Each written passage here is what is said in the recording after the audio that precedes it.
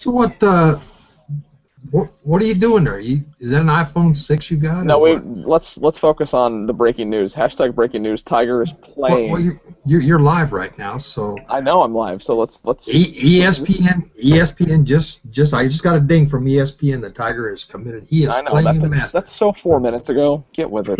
That is hashtag old news. Now it's gonna be what does he shoot? So apparently he shoots 74 in his practice round earlier this week, but also he shot 66. Worst ball format at his home course. So I'm curious how you shoot 66 worst ball and then shoot 74 at Augusta. But that's not really a surprise to me that he's playing. But we're not going to spend the entire half an hour talking about Tiger. Just about 28 minutes of it. Why? So we've got a couple of other things to talk about. One, we got to talk about why Jason's lower third's not working. Jason, technology and stuff here. Come on. It's not there. I'm trying. Okay, well, try harder. That is Jason Boslow from Shop Junior Golf. You wouldn't know that because he doesn't have his lower third, but you would know that Les Bailey is with us from Pro Golf Now. Les, what's up, buddy? Hey, I got my lower third working. Yeah, Jason. Really, Jason? Come on. Easy one. I can't find the good one. That is, you look like an amateur. That is ridiculous. And I am really excited about today's guest because, one, I know the guy, and I've had the chance to play golf with him even though he made me play from the tips, and it was 80-mile-an-hour winds that entire day. And he still agreed to come on, and he knows you. I know, yeah, right?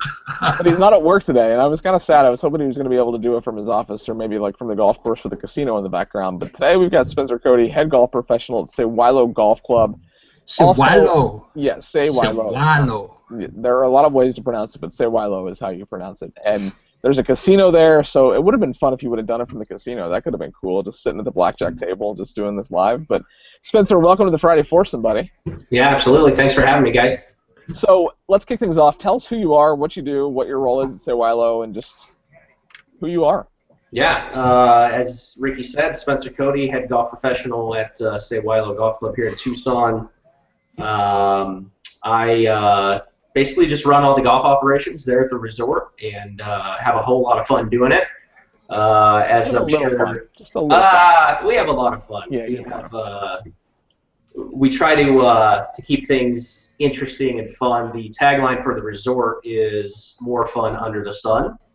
So as a golf course, that seems fairly simple for us, but we try to kick it up a notch whenever we can. Well, it's a fantastic golf course. I've had the chance to play it 3 or 4 times, and I've still yet to play it like the way that it should be, like show up, hit balls, go play 18 holes. There's always something else going on, but it just gives me an excuse to come back and play it the way that I need to. But I love the golf course, and it's just every time I play it, I'm just baffled with how good a shape it's in. So props to your superintendent who is just doing a killer job down there. And the resort, I've stayed at the resort a couple of times, maybe the coolest showers of any hotel I've ever stayed in. Like the coolest shower door ever. It's kind of like a room. But I don't want to talk about the resort as much as I want to talk about you and the golf course. So, sure. Speaking of Tucson, you just had the chance to play in the Pro-Am at the Tucson Conquistadors Classic. You played with Sandy Lyle, who is a former major champion. You did also tell me he finished last place. I didn't notice that. But he did. Tell me a little bit more about your experience. 1, playing in that Pro-Am. 2, what you learned from Sandy and what it was like just playing with a major champion. Yeah, it was pretty incredible, and I think everybody knows Sandy won the Masters, but he also won a British Open prior to that, so I didn't know that before talking to him. And it was basically just an incredible experience from start to finish. He talked a lot about the golf swing, talked a lot about he brought up Ben Hogan and the supination of the left wrist. He talked to me a lot about the lower body action in the golf swing. I started off hitting it very well, which was fun because obviously up on the first tee there, a lot of nerves, made some good swings starting out, kind of, made some bad swings, and he was able to kind of get me back on track within 10 or 15 minutes, just basically walking down the fairway with him, talking about, like we said, the left wrist and the hip action in the golf swing. Well, that's really cool that you had that opportunity. And did you get your first drive over the water on 10? Because it was kind of a snap hook thing that you did there. Oh, that was by design. That was by design, Ricky. You saw the hole, dog leg left. So no, it was definitely moving left harder than I would have liked. But it did clear the water. I got down there, and one of the volunteers, kind of pointed and says, "Is that your drive?" And I said, "Yeah." He said, "That's the longest one we've seen all week." Awesome. So like I said, it started out great. A little nerves there, a little quick with the hands, but it did clear the water. Awesome. Thanks, Ricky. Hey, you didn't finish last place in the golf tournament, though. He did. He did, unfortunately, but he was coming off a pretty long hiatus and was just kind of getting back into competitive golf. So he did talk to us about that as well. Very cool. Jason.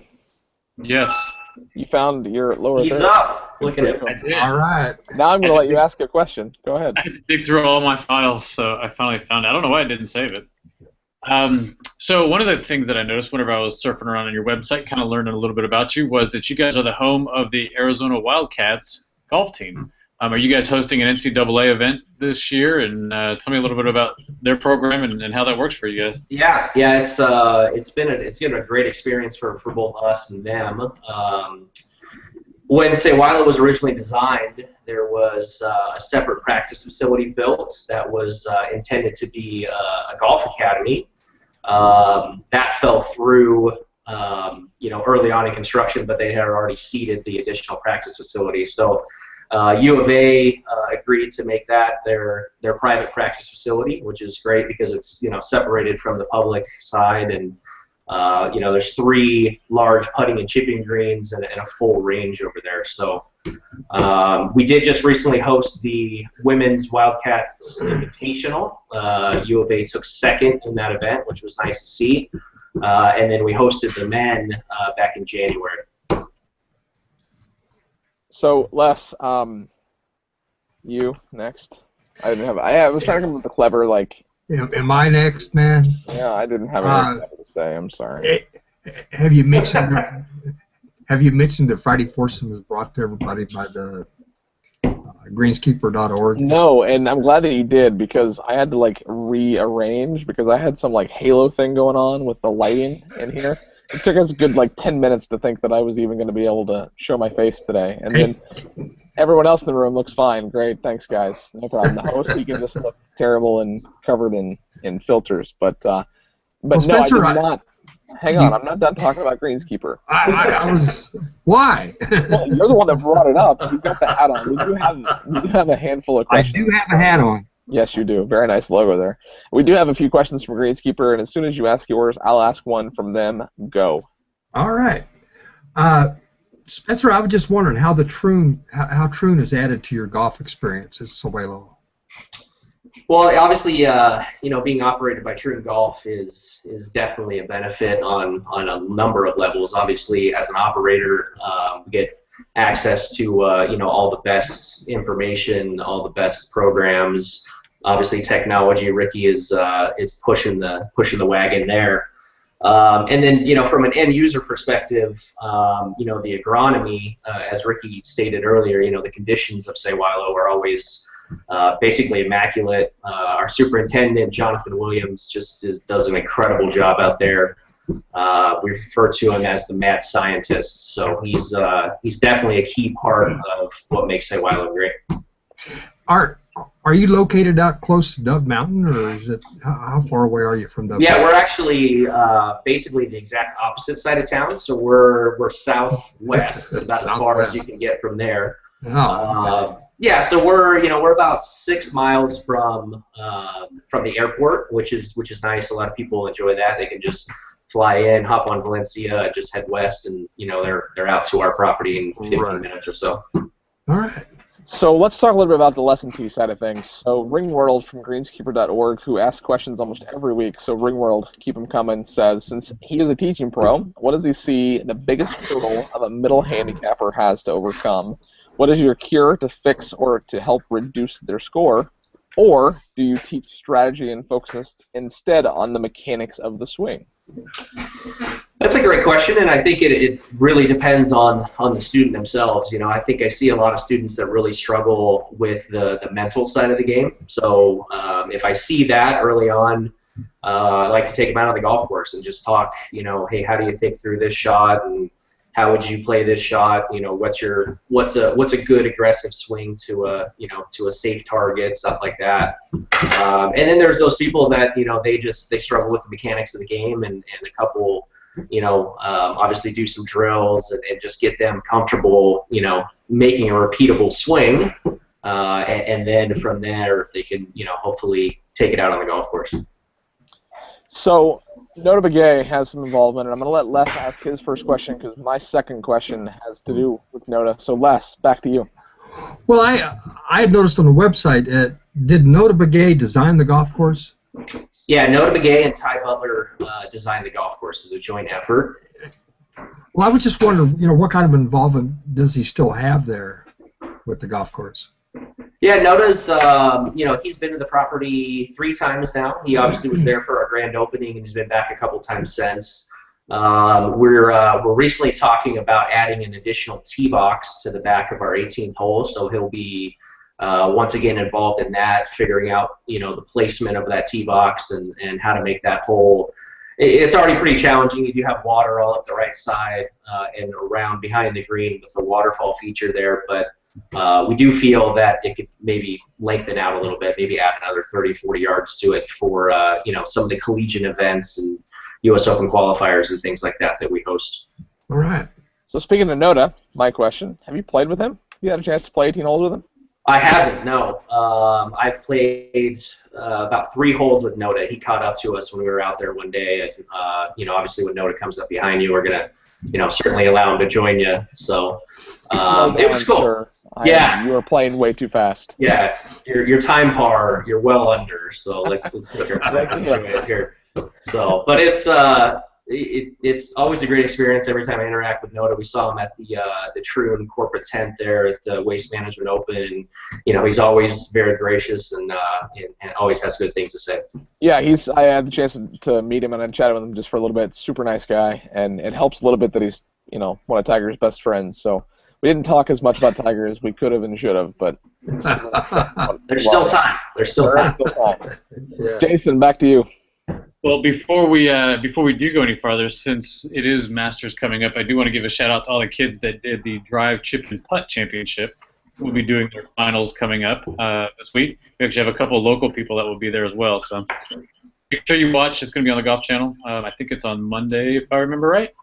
So anyway, I just wanted to throw that out there. But so real quick, one other thing I noticed on your site was the golf skate stuff, and I'm curious how that's working for you guys, and if you've had anybody break any arms or legs or any of that other stuff.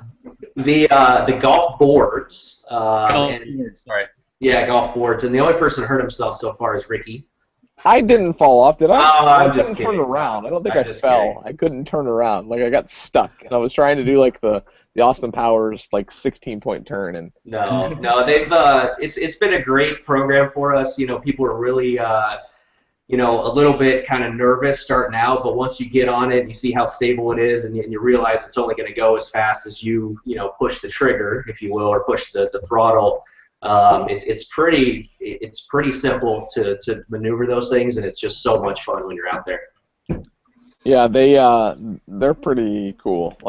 And I'm not a surfer, and I don't skateboard either. But whenever I rode him for the first time, Chris Strauss was there, and he's from Hawaii, and he is a surfer, and he had a little bit more of an edge on it than I'm just going straight, and he's swooping in and out and going up and down hills and stuff. So there's a couple of good videos on YouTube that we shot with our drone of Ricky and Chris surfing the earth down the ninth fairway. Hashtag surf the earth. Cool, by the way.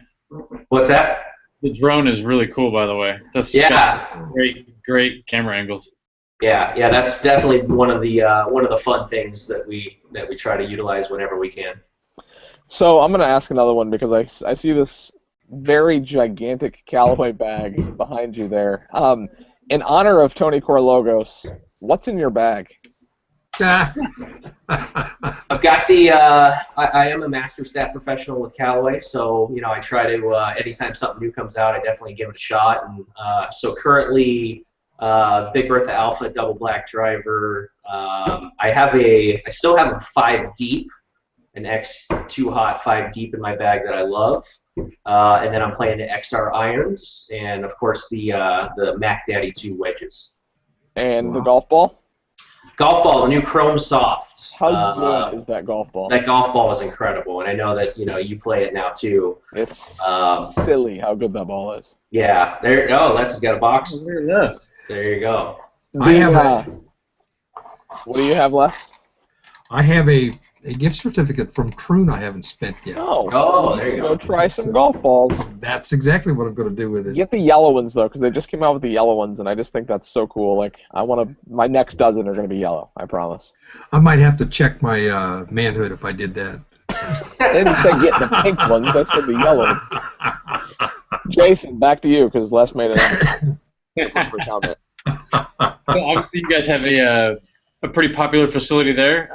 Any big names or any regulars that you'd like to mention that frequent your location, either for the gambling or for the golf?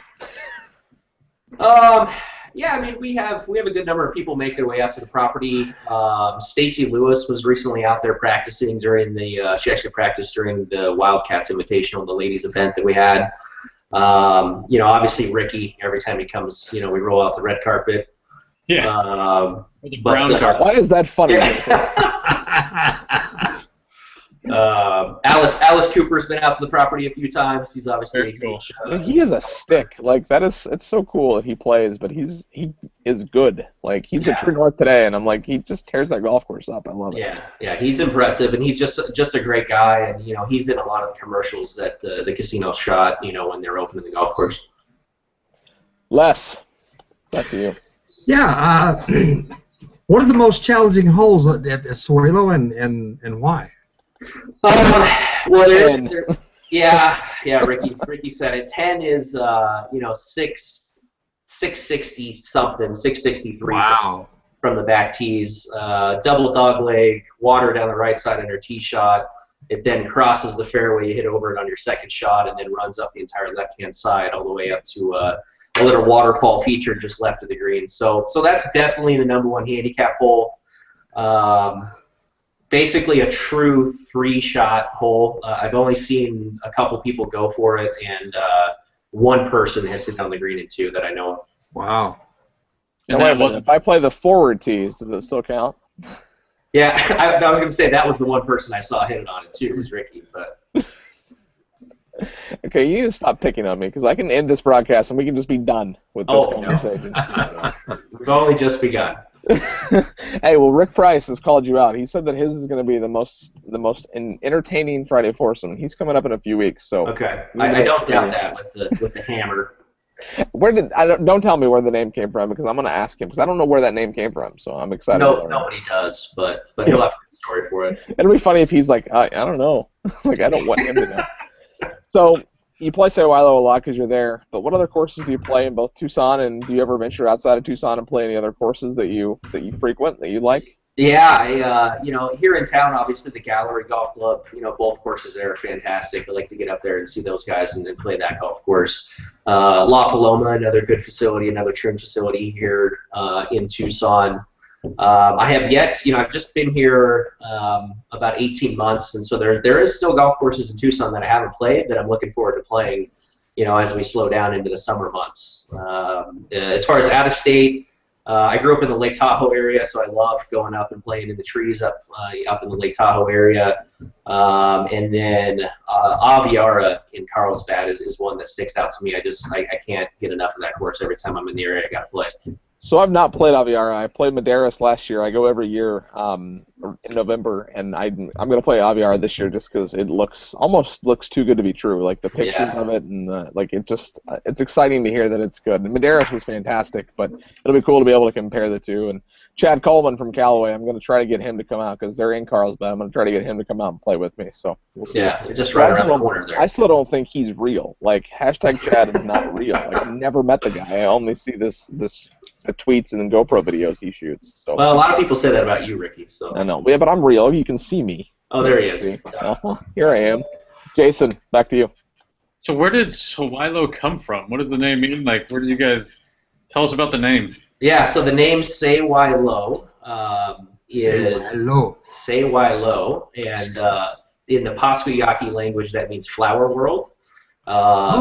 Yeah, so flower world, also known as heaven or the afterlife. So A lot of water, a ton of flowers, and basically the idea behind the golf course was to make a nice oasis, in the middle of the desert. And definitely when you go across, there's a little blackwash area in between the clubhouse and the golf course. Once you go across that blackwash, it is definitely a whole other world over there.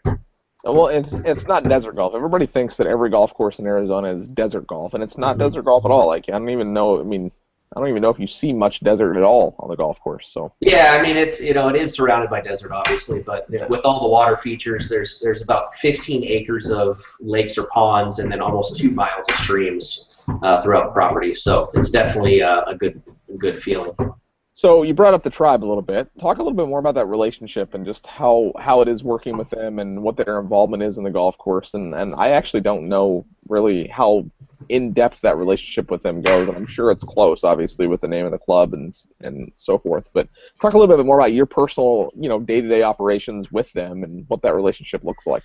Yeah, I mean, we report directly to the casino. However, we do have a great relationship with our tribal council. There are 11 members on tribal council, and basically they are the owners of the entire resort. So in particular, John Escalante is our golf liaison to the tribal council, and he's at the golf course at least 2 or 3 times a week, obviously talking about operations and things that he might like to see. And another big part of why we're here is to develop some of the tribal people and get them into jobs and get them into the golf industry, and just basically introduce the entire tribe to the game of golf, whereas they might not have had that avenue before.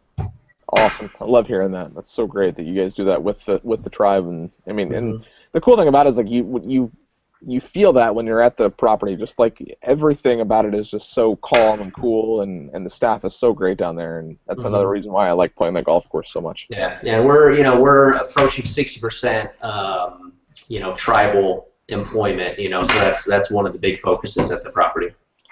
So let's go to Johnny GK. He is from greenskeeper.org, and he wants to know another question. Have you ever considered having a golf tournament just for your social media users? What a great idea. Yeah, it is a great idea, actually. And to answer the question, I haven't really thought much about that, but once again, a great idea, and I think I know somebody that could maybe help us with that. Yeah, me. Les, back to you. Yeah, I was just curious, when you lived in Tahoe, did you play Incline Village?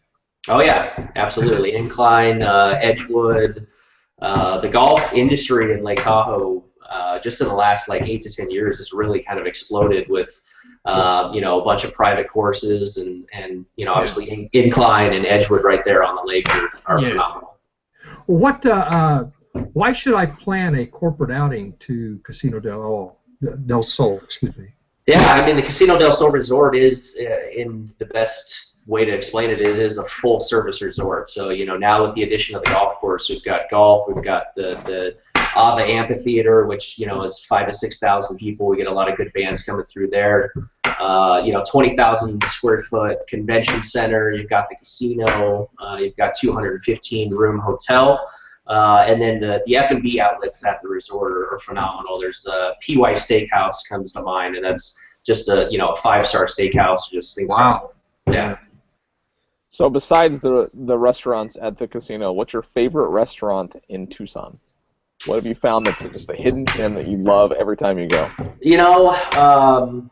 That's a really good question, Ricky. There's a lot of good breweries that, as you know, I'm a craft beer guy, and hashtag hop forward. Hashtag hop forward. You knew it was going to come out at some point. Had to, and it's going to come up again. Yeah, a little bit, but you'll see. Yeah. So places like Noble Hops and World of Beer downtown. The downtown area of Tucson has really kind of come back. Even in the 18 months that I've been here, when I first went down there, it was a little bit kind of sparse, and it's really starting to grow, and you see new places open up all the time in there. Awesome. Jason, back to you. We're almost out of time. Holy cow, I feel like we just got started. So with all the different options in and around your area to play golf, why should I choose your course? Well, I choose our Sewailo for a number of reasons. Obviously, the conditions of the golf course are phenomenal. The layout of the golf course is one that's really going to challenge any golfer. We do offer 7 different yardage options, you know, so you can make it as challenging or as player friendly as you like. You know, we've got different options come out, ride the golf board. You know, that's a totally different way to experience golf and experience Sewailo. And then, you know, above and beyond that, like I said, you just have everything right here. You know, you come and play golf, and you know, you want to go over to the steakhouse and have a steak after golf, or maybe go, you know, pull on a slot machine. You know, you've got all that right at your fingertips. So what are some of the things you guys are doing, you personally and at the club, to grow the game of golf? Hashtag grow the game. Absolutely, yeah. So we just recently are becoming a First Tee certified, you know, host site. So we just went through the training with them here in Tucson about 2 weeks ago. So we're continuing that process. We'll get that up and running this summer. And then also the Pasquayaki tribe has a boys and girls club right here on the reservation. And last summer we did weekly clinics for them, and we'll continue that into this summer. Awesome. Wow. Les, back to you. Final questions. I'm done, man. You're done? I'll run through my list. Well, come up with another one. Come up with another one. Think on your feet. You're a blogger. You can come up with one more. What is the weather situation like? I remember watching the Accenture match play a couple of years ago when it snowed during a performance. Is the weather pretty good there? Yeah, the weather's great here, actually. It's one of the things I was kind of surprised about. You know, people think of southern Arizona and they think, you know, 110 degrees all the time. But one thing that I found interesting is, you know, we're normally on average 6 to 8 degrees less in the summertime than Phoenix. And, you know, in the winter time, that's obviously wonderful.